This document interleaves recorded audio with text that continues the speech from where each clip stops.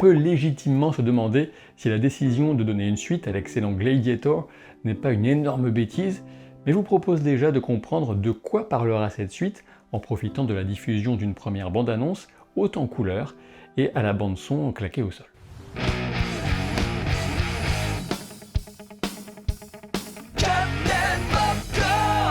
Si vous attendez des vidéos sur The Acolyte ou The Boys, détendez-vous, je reviendrai sur les deux en fin de saison, donc la semaine prochaine en gros, pour en dresser un bilan avec toutes les cartes en main. Bien évidemment, regarder Gladiator 1 ou 2 en y cherchant de l'exactitude historique, c'est comme tenter de percer les secrets du voyage interstellaire en matant du Star Wars, c'est complètement inepte. Ceci étant, ces films s'inspirent de personnages réels pour ensuite raconter ce qu'ils ont envie de raconter. En l'occurrence, Gladiator 2 se déroule entre 20 et 25 ans après les événements du premier, et on est plutôt raccord du côté des empereurs romains puisque c'est sous l'étrangeté d'un règne à deux, avec les frères et co-empereurs Caracalla et Geta, que se situe l'action du film.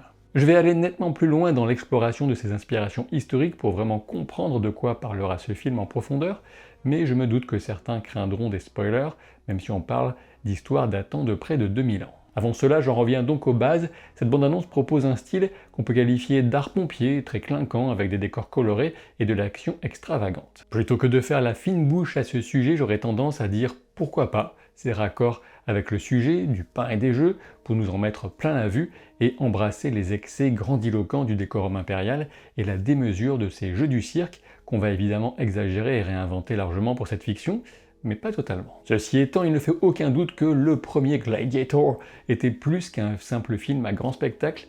Il y avait ce supplément d'âme issu de l'alchimie entre la réalisation de Ridley Scott, la performance de Russell Crowe et la musique d'Hans Zimmer et Lisa Gerhardt.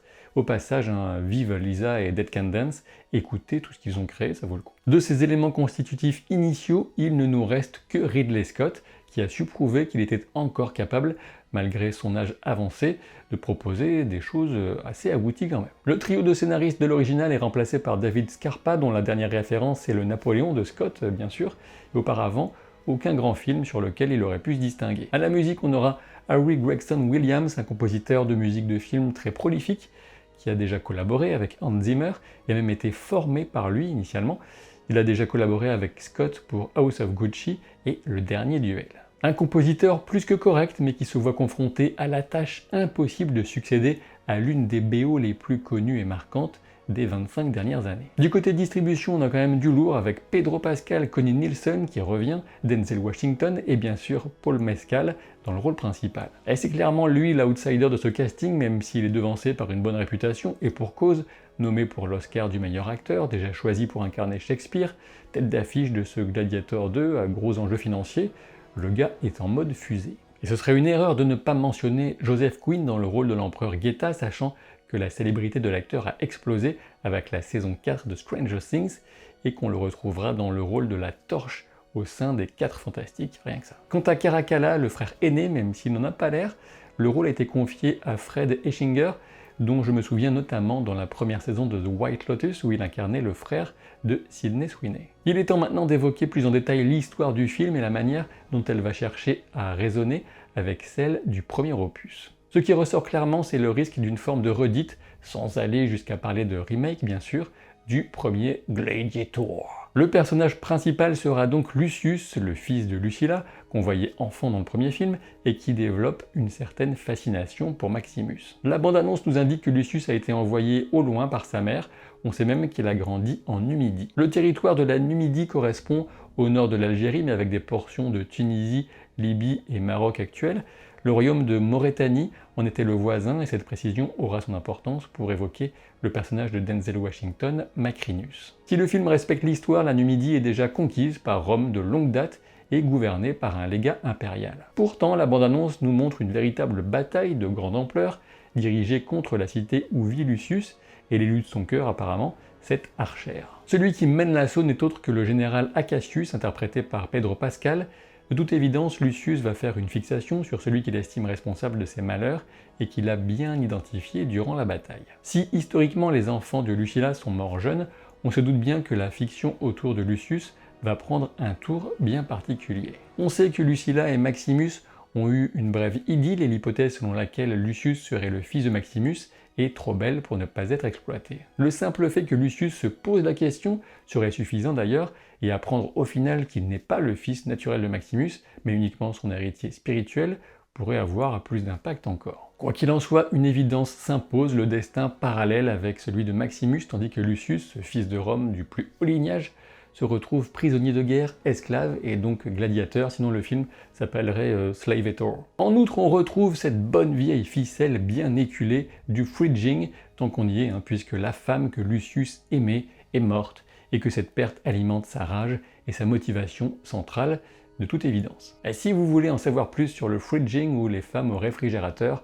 une petite recherche sur internet vous fera du bien. Ce qui amène du piquant dans l'antagonisme entre Lucius et Acasius, c'est qu'on devine que ce dernier est un homme d'honneur. En creusant un peu, on apprend qu'il aurait été formé par Maximus et qu'il entretient une relation avec Lucilla. Voilà une bien belle recette pour du drama comme on l'aime, puisque Lucilla sera déchirée entre ce fils qu'elle a éloigné pour le protéger des assassinats et cet homme qui a son affection. Dans la bande-annonce, il est clairement établi que le général Acasius refuse de céder à la soif démesurée de conquête exprimée par les frères empereurs Geta et Caracalla. Ce qui est intéressant, c'est que les sources historiques dépeignent en effet la cruauté et la violence de ces empereurs, et tout particulièrement de Caracalla, qui a ordonné divers massacres et répressions sanglantes. J'en dirai un peu plus dans une partie full spoiler historique en fin de vidéo, sachant que ça peut clairement gâcher certaines surprises du film. Lucius serait donc tiraillé entre ses deux origines, ses allégeances, ses souvenirs, la découverte de la valeur véritable d'Acasius, celle des motivations de sa mère pour se séparer de lui, ou encore celle des motivations véritables de Macrinus. En effet, le moment est venu d'évoquer le personnage campé par Denzel Washington. Macrinus est originaire de Maurétanie. On sait que le Macrinus historique avait vraiment les oreilles percées, au moins une, qui est repris dans le style de la version qu'en propose le film. De toute évidence, ce Macrinus a un stratagème en tête et il ne se cache pas de vouloir utiliser Lucius pour arriver à ses fins. Macrinus, ou Macrin en version francisée, est un avocat qui va accéder à l'ordre de chevalier chez les Romains, ce qu'on appelle aussi la carrière équestre, et qui le situe dans une caste élevée de la société romaine, juste en dessous de l'ordre sénatorial. C'est notamment grâce au préfet du prétoire Plotien que Macrin bénéficie de cette ascension. Le poste de préfet du prétoire est initialement celui de commandant de la garde prétorienne qui a pour mission de défendre le ou les empereurs, mais la charge prend une importance croissante au point de diriger un groupe de provinces. Bien évidemment, il ne sera nulle question ici d'une hypothétique chute de Rome, même si Macrinus affirme dans le trailer que Rome doit tomber. On ne se situe absolument pas à la bonne époque pour ça, et j'espère qu'il y a des limites aux libertés que prendrait le scénariste. Avant d'aller plus loin dans ce que l'histoire du film pourrait réserver, parlons quand même du rhinocéros et de batailles navales au Colisée. On pourrait balayer tout ça d'un revers de main et se dire que décidément, ils exagèrent à Hollywood et inventent vraiment n'importe quoi. En réalité, on sait qu'un rhinocéros a bel et bien été utilisé au cours des jeux du cirque donnés par l'empereur Caracalla. Même si on ne sait pas du tout ce qu'a subi cette pauvre bête, il est fort peu probable qu'elle ait pu être dressée et chevauchée, mais disons que la scène ne sort pas totalement de nulle part, même si ce type de mise en scène ne concernait pas les gladiateurs en réalité. En effet, les gladiateurs et les animaux sauvages sont dans des catégories distinctes des jeux, et on ne s'amuse pas à faire massacrer des gladiateurs par des animaux, sachant qu'on évite le plus possible de tuer les gladiateurs. Alors c'est vrai, la bande-annonce nous montre à la toute fin quel destin attend le cavalier de ce rhinocéros, mais bon, il faut bien que le héros brille un peu pendant les jeux, sinon ce serait pas Gladiator 2.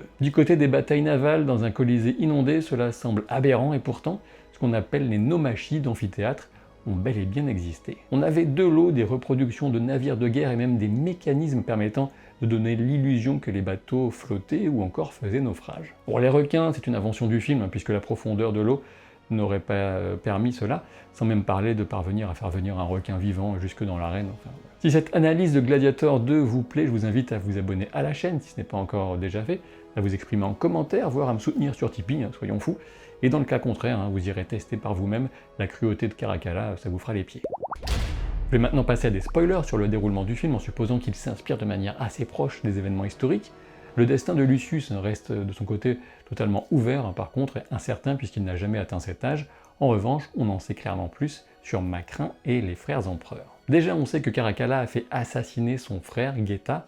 En fait, Caracalla a littéralement fait assassiner des milliers de personnes, tellement il est allé loin dans son obsession de préserver son pouvoir de toute menace, réelle ou imaginaire. A priori, Caracalla était marié à la fille de Plotien, le mentor de Macrinus, et le préfet du prétoire de son époque. Caracalla menaçant régulièrement de faire tuer son épouse et le père de son épouse. De ce fait, Plossien aurait tenté d'organiser l'assassinat de Caracalla. Échec et désastre avec exécution sommaire de Plossien par des gardes, ses enfants sont exilés et comme promis exécutés par ce déconneur de Caracalla dès qu'il accède au pouvoir.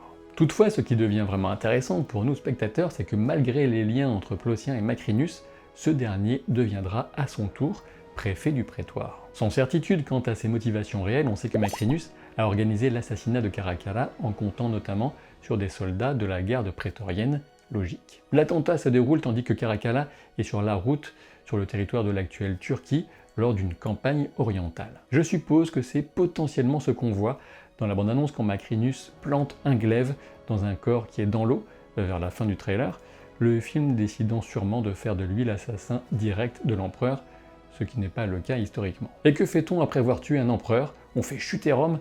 Bah non, bien sûr, on se nomme empereur soi-même pour un règne express, mais c'est là sans doute une autre histoire. Ce qui reste totalement imprévisible dans tout ça, c'est le rôle du général Acacius. Va-t-il périr dans l'arène face à Lucius? Vont-ils unir les forces des soldats et des gladiateurs pour une vaste révolte totalement inventée? Je n'en sais rien, mais j'irai voir ça en salle de cinéma. On sait que le film sortira face à Wicked, une comédie musicale traitant des fameuses sorcières du monde d'Oz. Faut-il s'attendre à un choc des titans ou un double flop? Franchement, je n'en sais pas grand chose, mais j'aimerais savoir ce que vous en pensez en commentaire. Et cette vidéo arrive à son terme, j'espère encore une fois qu'elle vous a plu, et je vous donne rendez-vous très vite, au plus tard dès lundi qui arrive pour le prochain épisode de House of the Dragon. Donc à très bientôt pour de nouvelles aventures. Salut!